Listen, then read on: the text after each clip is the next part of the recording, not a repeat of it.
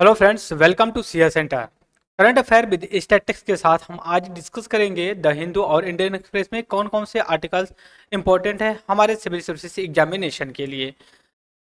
कुछ आगे हम बढ़ें इससे पहले एक आपके लिए बेस्ट इन्फॉर्मेशन ये है कि आपको करंट अफेयर्स का जो द हिंदू और इंडियन एक्सप्रेस है इसका एमसीक्यूज मल्टीपल चॉइस क्वेश्चन या फिर बोल सकते हो कि क्वेश्चन बना करके हम आपके साथ डिस्कस कर रहे हैं। आपको सुबह 8 बजे जो है कि डेली जो है कि पब्लिश हो जाया करेगा और आपको जो कि वहां मिलेगा। अगर आप इस चीज को प्रॉपर तरीके से फॉलो करेंगे तो आपके लिए बेस्ट ये होता है कि आपका 360 डिग्री जो कि कंपटीशन तैयार होता है जो प्रिपरेशन करते हैं किसी भी एग्जाम के लिए। जनरली इस समय जो एमसीक्यूज मैं बना रहा हूं या फिर जो बनाऊंगा, मेरा फोकस 2 से 3 एग्जाम के लिए होगा। जैसे अभी एपीएस, ठीक है, असिस्टेंट प्राइवेट सेक्रेटरीट का जो पोस्ट आई है, और आरओ एआरओ और यूपीपी से 2024 के लिए है।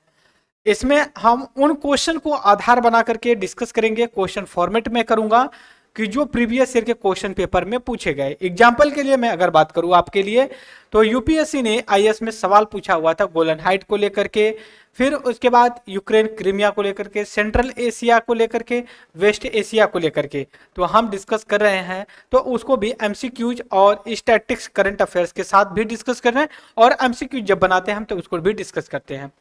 दूसरी तरफ स्टैटिक्स का अगर पार्ट देखा जाए तो इसमें जनरली ये देखा जाता है कि जो हम स्टैटिक्स में पढ़े हैं उसका जो न्यूज में आता है उसको लेकर के एग्जाम्पल्स मैं बात करता हूं। जैसे ऑफिस ऑफ प्रेसिडेंट का होता है, फिर उसका अपॉइंटमेंट ऑफ जजेस का होता है, वो हमेशा न्यूज में होते हैं और क्वेश्चंस यहाँ से ज्यादा पूछे जाते हैं।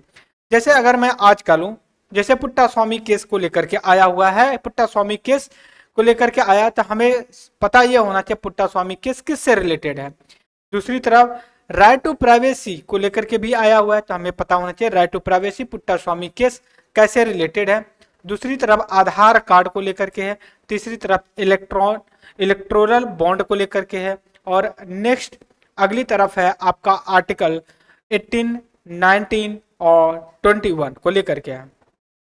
इसको हम एमसीक्यूज में भी सॉल्व करेंगे, बट यहाँ पे भी सॉल्व करेंगे। दूसरी तरफ जो इस समय हमास लोग हैं जो इजराइल पे अटैक किए हुए हैं, क्या कॉन्फ्लिक्ट है, क्या इशू है।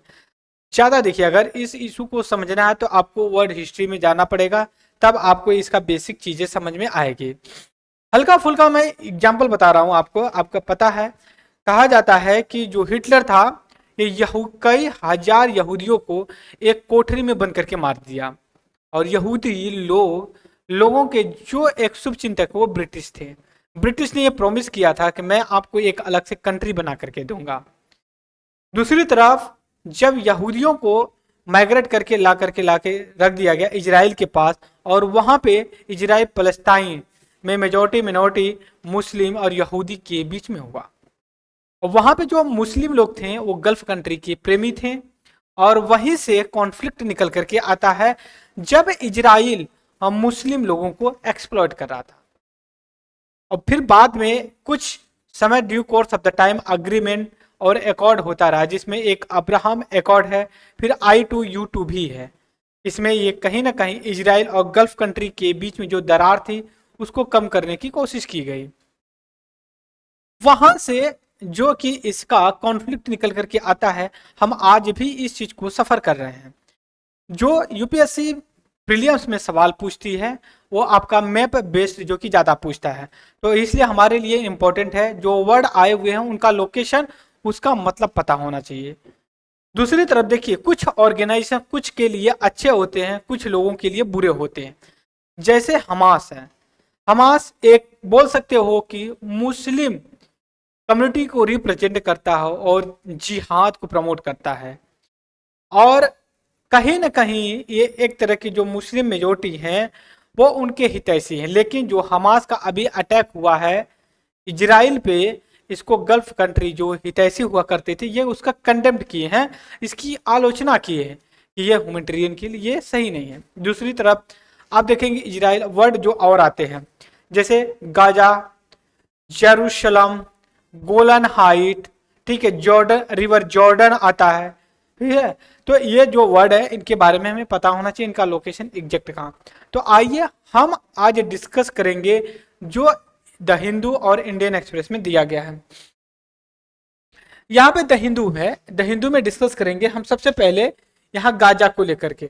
जो इजराइल में एक गाजा एरिया पड़ता है, ये गाजा जो है कि मुस्लिम मेजोरिटी है, जनरली पैलेस्टाइन इसको रिप्रेजेंट करता है। दूसरी तरफ जो हमास लोग हैं यहीं से बिलोंग करते हैं, और इन्होंने जो साउथ इजराइल एरिया था वहां पे उन्होंने अटैक किया। गाजा छोटा सा, आप बता सकते हैं कि मेडिटेरियन सी से इसका लोकेशन लगता है, और इजिप्ट से लगता है, और इजराइल से लगता है। इजिप्ट का जो सनाई पेनिनसुला एशिया में पार्ट में आता है, उससे जो कि इससे ये रिलेट होते हैं।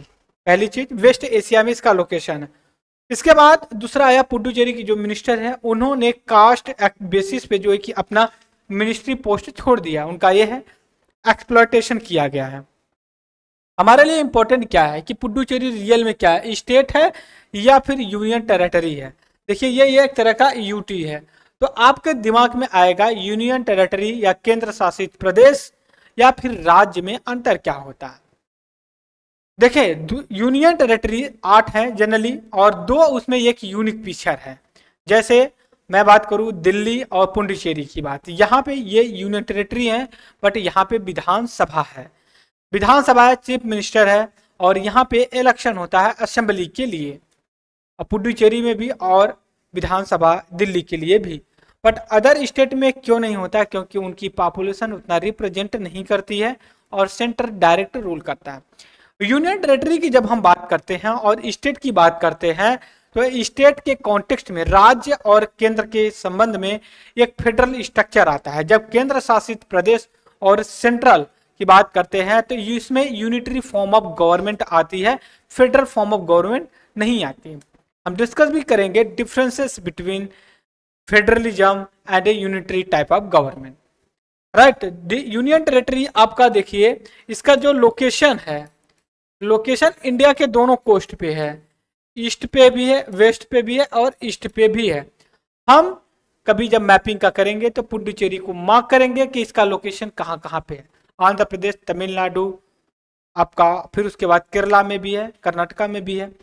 अब इसके बाद हम चलेंगे नेक्स्ट अपने आर्टिकल पे, इलेक्टोरल बॉन्ड को लेकर के। 31 अक्टूबर को सुप्रीम कोर्ट रेडी हुई है इलेक्टोरल बॉन्ड को लेकर के कि हम इस पे बात करेंगे। अब बात करें इससे पहले हमें ये इंपॉर्टेंट ये बात पता होनी चाहिए, रियल में इशू क्या है ये इलेक्टोरल बॉन्ड को लेकर के। यहाँ पे मैं थोड़ा सा बैकग्राउंड ले रहा हूँ आप लोगों के साथ, आई होप कि आप कोऑर्डिनेट करेंगे इसके साथ, ठीक है। देखिए इलेक्टोरल बॉन्ड के बारे में हम बताते हैं।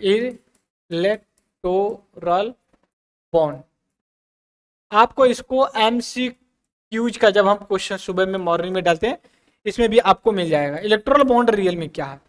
सपोज करिए जो पॉलिटिकल पार्टी हो, पॉलिटिकल पार्टी होती है और इनको फंड्स की जरूरत होती है, फंड्स की जरूरत होती है, तो जनरली कॉरपोरेट फंडिंग होती है, कॉरपोरेट फंडिंग होती है। अब इसमें यहाँ पे ऑब्जेक्टिव ये है, जो फंड होता है तो इनको कैसे दिया जाए।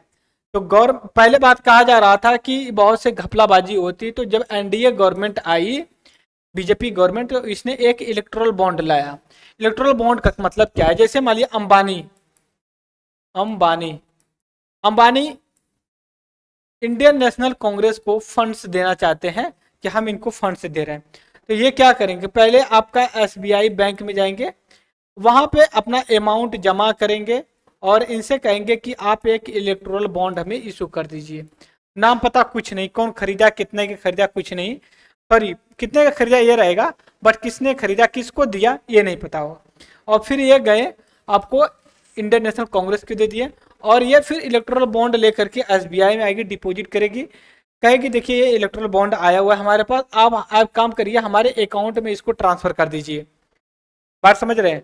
तो ये स्टेट बैंक ऑफ इंडिया क्या करेगी, अब अकाउंट में ट्रांसफर कर देगी।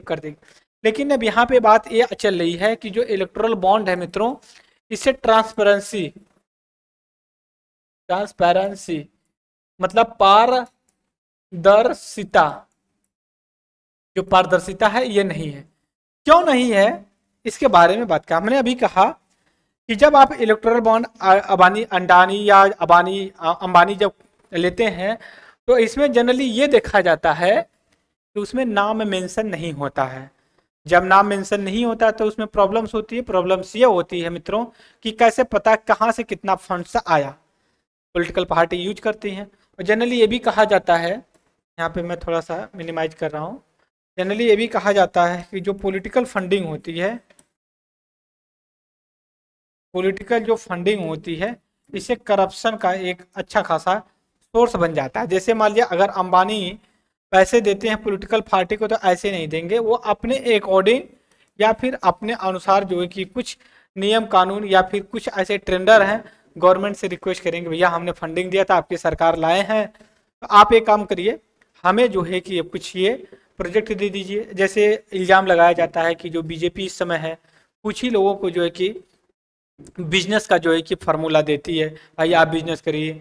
अडानी है, फिर अंबानी है, इन लोगों को कहते हैं भैया आप आइए। राहुल गांधी हमेशा ब्लेम करते रहते हैं कि मोदी जी जो अपने कुछ 2 से 3 मित्रों को जो कि बिजनेस करने के लिए प्रमोट करते हैं, हालांकि वो फंड्स देते भी हैं, कोई दिक्कत नहीं। तो इस हिसाब से जब ये पॉलिटिकल फंडिंग होती है जिसमें करते हैं, लेकिन ये जनरली नहीं है कि जो पॉलिटिकल फंडिंग हो रही है कोई कॉरपोरेट सेक्टर का भी दे, कोई इंडिविजुअल भी देता है, इंडिविजुअल भी देता है जो ला करके बीजेपी या फिर किसी और पॉलिटिकल पार्टी को दे सकती है।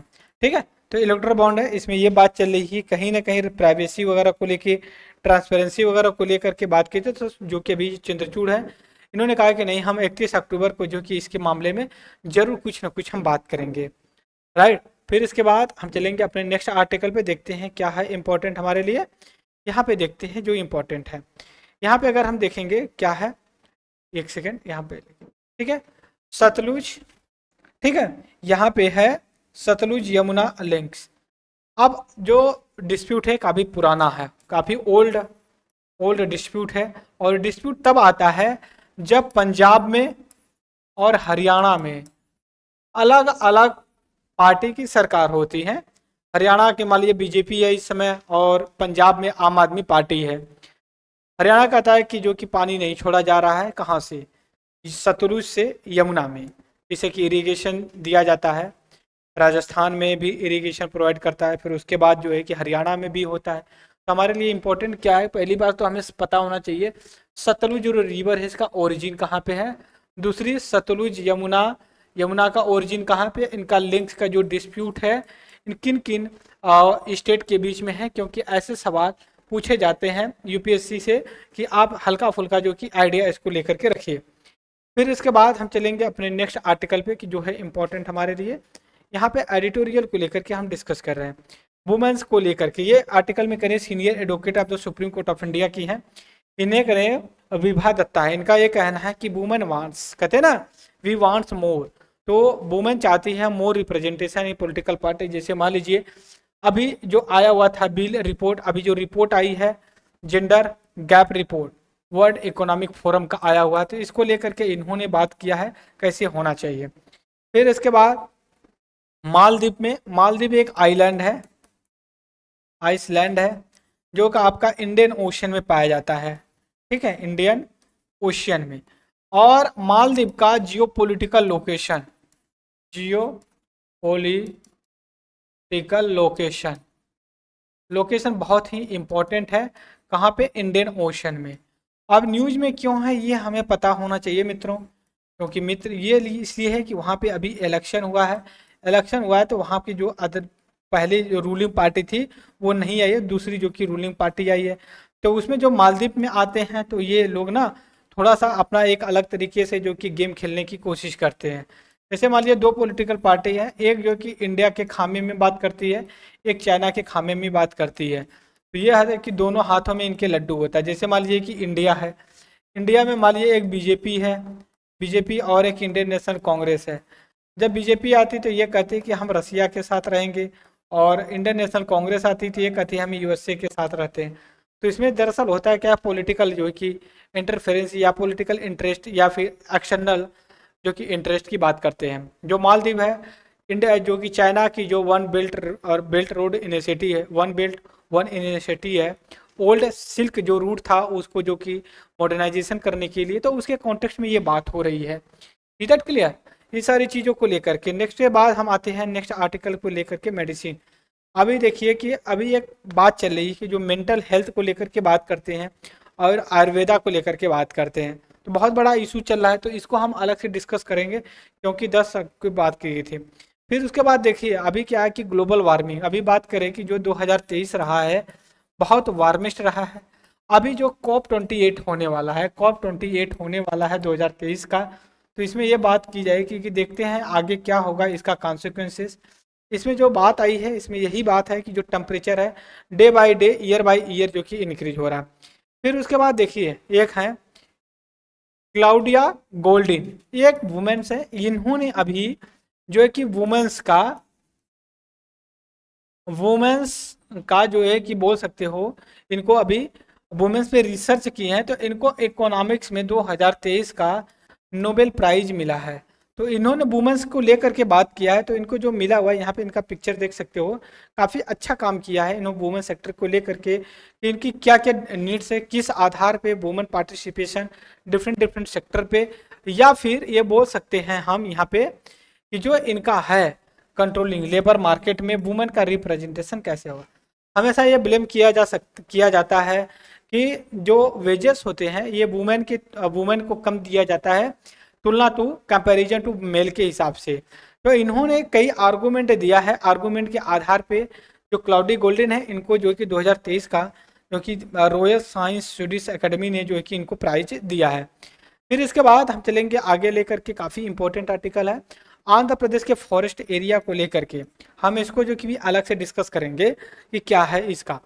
फिर इसके बाद आगे आते हैं नेक्स्ट पे लेकर के, यहाँ पे देखिए कुछ एमसीक्यूज दिया गया है कि ईरान और पैलेस्टाइन के बीच में जो कॉन्फ्लिक्ट हो रहा है ये एक तरह का मिलिट्री और पॉलिटिकल कॉन्फ्लिक्ट है, ये आज का नहीं है, बरसों पुराना है, ये इसको सॉल्व करने में भी बरसों लग जाएंगे, पता नहीं सॉल्व होगा भी या नहीं भी होगा। इसके बाद सारे ईरान के लिए लेकर के दिए गए सीडीएस चीफ डिफेंस स्टाफ जो इस समय है अनिल चौहान है, जनरल अनिल चौहान, पहले जो रहे बिपिन रावत रहे हैं, उनका जो है कि एक हेलीकॉप्टर क्रैश में उनकी डेथ हो गई है, तो चौहान जी को जो है कि इनका बनाया गया। इनका ये है कि जितने भी मिलिट्री या फिर जितने भी डिफेंस फोर्सेस हैं इनका जो कि इंटीग्रेशन किया जाए और उसको कोऑर्डिनेशन किया जाए। जो सीडीएस का काम है, इसमें सीडीएस का काम ये है जो तीनों मिलिट्री के हेड जैसे इंडियन एयरफोर्स, इंडियन नेवी है और इंडियन आर्मी है, ये तीनों के जो हेड होते हैं रिपोर्ट किसको करेंगे, सीडीएस को करेंगे, चीफ डिफेंस स्टाफ। ठीक है, तो इस चीज को लेकर के बना गया। फिर उसके बाद आते हैं नेक्स्ट आर्टिकल पे लेकर के है गगनयान, जैसे मान लिया मंगलयान छोड़ा गया था, फिर चंद्रयान छोड़ा गया था, फिर उसके बाद अब ये गगनयान जो गगन अंबर स्पेस को, ठीक है, स्पेस को जो है कि सर्च करने के लिए उसके रिसर्च के लिए इसरो अभी टेस्टिंग कर रहा है, आने वाले समय में करेगा। अभी एक रिपोर्ट के साथ प्रोटोकॉल माल न्यूट्रिशन, एक सेकेंड थोड़ा सा मैं इसको इरेज करता हूँ। ओके, अभी सेंटर सेटअप द प्रोटोकॉल, ये प्रोटोकॉल सेटअप किया है जो हेल्प करेगा माल न्यूट्रिशन को रिड्यूस करने के लिए चिल्ड्रेन को। ठीक है, अब ये देखिए launch by the manage mall nutrition children the launch by the ministry of women child development ने इसको जो है कि लॉन्च किया। फिर इसका टेली मानस सेवा ये है कि आप टेलीमेडिसिन का नाम सुनेंगे कि अगर आपको कोई हेल्प चाहिए हेल्थ से रिलेटेड, तो आप एक फ्री टोल होता है, उस पर आप कॉल्स करिए और वहाँ पे आप जो कि अपना सहयोग ले सकते हैं इस चीज़ को लेकर के। फिर उसके बाद हम आते हैं नेक्स्ट अपने आर्टिकल पे, गाजा है, हमास है, पलस्ताइन, इनका लोकेशन हमें पता होना चाहिए। गाजा स्ट्रिप है, इसको पता होना चाहिए कि ये मेडिटेरियन सी है, उसके कोस्टल में ये लगता है। ठीक है, फिर इसके बाद हम आगे आते हैं IMF इंटरनेशनल मॉनेटरी फंड्स ने इंडिया के इकोनॉमिक ग्रोथ जीडीपी को 2023 में जो कि अच्छा खासा बताया कि ये हो सकता है कि अच्छी ग्रोथ देखने को मिले। फिर उसके बाद आई स्टेट ऑन एनबीएफसी, आरबीआई ने प्रोम करेक्टिव एक्ट PCA उसको करने के लिए जो कि अंडर सर्विलांस पे लगाया है, जो कि NBFC है। ठीक है, national non banking financial corporation को प्रोम करेक्टिव एक्शन के अंतर्गत लाया गया। अब जो प्रोम करेक्टिव एक्शन PCA है, यहाँ पे प्रोम्प्ट करेक्टिव एक्शन है, इसका ये मतलब होता है जो बैंक्स होती हैं, बैंक्स उनको RBI रेगुलेट करता है, RBI रेगुलेट करता है, और ये कहीं ना कहीं इस तरह की बात करता है कि इनको मैनेज करता है कि इनका जो फाइनेंशियली कंडीशन जो है ज़्यादा बिगड़े उससे पहले ही कि एक जो कि करेक्टिव एक्शन लिया जा सके।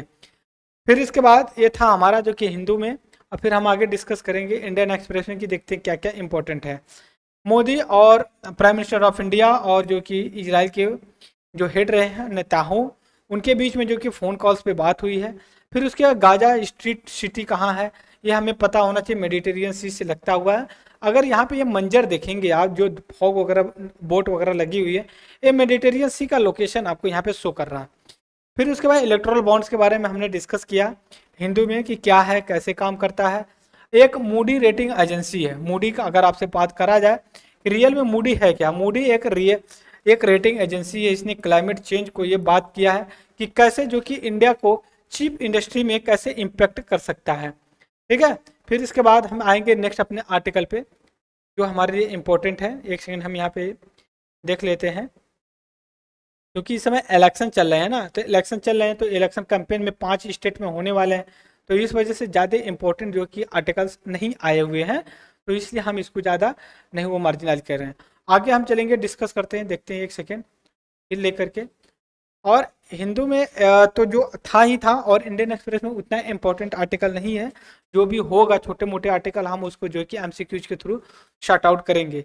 तो इस लेक्चर में इतना है, तब तक के लिए thank you very much discussion. जय हिंद, जय भारत।